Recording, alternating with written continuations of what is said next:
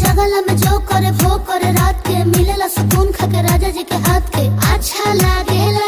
कमर ककरी से भइल काटा हराबा हो गलिया लागेला जान टमाटराबा हो गलिया लागेला जान टमाटराबा हो। कहे तोर गया तुझको मैं पार करना अपने लिखल पहले हम के खिया करना तबे भइल बा कमरिया मोर चाह करना तबे भइल बा कमरिया मोर चाह करना चाह करना।